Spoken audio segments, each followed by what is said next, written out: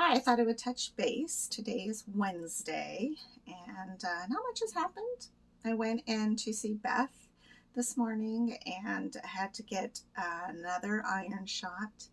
Um, I also got an EPO shot because my red blood cells. I forget how it works. Like my because of my kidneys, my body isn't creating the hormone that needs to be carried by my red blood cells. So I have like few red blood cells, and I guess that's a concern. And maybe that's why I'm always tired. So I am definitely having to stay on EPO and having to get the iron shots. Um, and then today I got a hepatitis shot so that I'm updated with all those kinds of vaccines in case transplant happens. I guess I'm covered. So, other than that, I think things are good. I did talk to Beth about using the app and showed her a little bit of why it's confusing and why I don't really prefer it. So, she said I didn't have to do it, which is great, but she did encourage that I do it if I can because it gives her the information. So, in case something happens or she sees a pattern, then she's able to be able to catch it sooner than waiting for my paperwork to go in or waiting for me to call her and confess. I did try it again when I got home. And so you put in like your vitals, and then the last section wants you to say what your drain is. Well, I haven't drained yet, so why would I know what my drain is? So um, that's where it gets really confusing because I don't want to put in, like, you have to know what your vitals are to know what bag you should put in. So if I don't know, like, if my blood pressure is really high, then maybe I need to use a different bag. Or if my blood pressure is really low, then maybe I need to use a different bag. So I don't know what bag to use until I've done all my vitals, and then you have to record what your drain was, but I didn't do it yet. So I don't understand it. I don't know. I really don't want to use it. I think I'm going to just stick with the pen and paper because that makes it easy to log and easy to look at instead of having to go to every day and look at every day. I kind of like to see like the overall chart and the overall week's worth at one time, not having to zoom into different pages on the app. So I think I'll probably just stick with the paper. I had a friend come over and we had some really good conversation about being similar in that we both have a physical disease. And so there's like a realistic thought that you don't really want to look at. And that is like your body's broken. And that's really hard to come to grips with in a lot of ways because your natural response is like your body's broken. What does that mean? What does it look like? Because typically, when something is broken, you don't want it anymore, right? You break something, you throw it away. So, when you come to the realization that your body is broken, how do you cope with that? Because it's hard. And most of the time, you can stay distracted, which is probably what I do. Just stay a little more distracted with things so that I'm not constantly thinking about that. But it is a realistic thing, and it's hard to get around sometimes because you can start to feel depressed about that. Definitely, get upset enough to cry. Um, there'll be times where you feel like overwhelmingly sad because there's literally nothing you can do. Like, I could eat nothing or eat very particular. I can drink just water, but it literally doesn't save my body and my kidney. Like there's nothing I can do to bring that function back.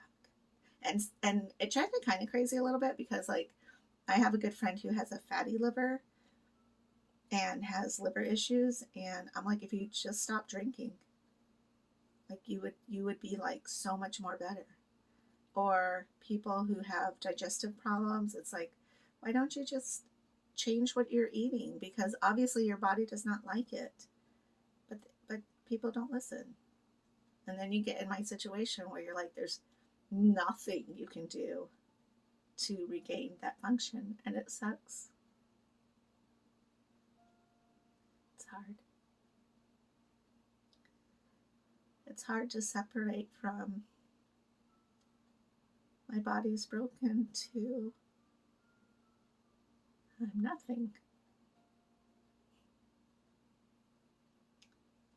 But you're not nothing. We're not nothing. We are still valuable people. There's still opportunity for so many things, whatever that may be. You know, you could still laugh, you still can have friends, you can still go out and explore things, you can still have relationships, you can still make memories with your kids, with your family. There's plenty of things you can do. And it might feel like there's plenty of things that you can't do.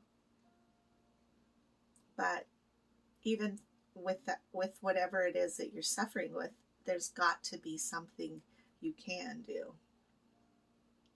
I just think it's really important too to have a support team that you can call when these thoughts come into your mind, because a lot of times I call them the bewitching hours, and it's like 2 to 5 in the morning or whatever time it might hit you where you're like, I'm alone, or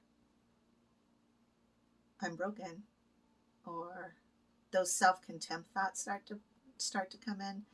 And self-contempt is such a sneaky thing because it's that little voice that tells you that you're not good enough, or that you're not smart enough, that you're worthless, um, that you're not going to make it, that you're a burden, things like that you weren't a good mom or you weren't a good parent. um, those that little voice is something that you have to fight against all the time, because we sit in the chair for hours, or we miss out on what's happening out there in the world. People, friends, family, whatever, having fun, and we're sitting in the chair. So I've discovered that one of my big things is YouTube, Netflix, Hulu, and I don't just watch random things. Like I actually invest my time into different programs so that I'm like trying to fulfill my mind and feed my mind with very positive things. So I watch Beth Moore or Darius Daniels at least once a day. That's my church time. I watch Sandy Brock. She's my sheep farming ranch person lady. I like watching her lambs. She's a really good YouTube channel, by the way. And then there'll be different shows that I like to watch on Netflix. So every time I sit down, I'm usually watching a different show. I'm investing my time in a different into a different like genre of thought and practice, learning something. Sometimes I'll like YouTube how to cut my clothes because I like to cut my clothes. And that inspires me to continually think and create. Sometimes I just watch like whales on History Channel or Discovery Channel, and learn about a species maybe I hadn't heard about. So those are all things that you can do to kind of keep your mind busy and occupied, because the less creative we become, the more depressed. You just can't even make it through the day without leaving your bedroom. So continue to try to do as much as we can, even though it's hard, because it is hard sometimes. I'm a strong, independent woman. Oh well, we're all human. We're allowed to cry. Talk to you later.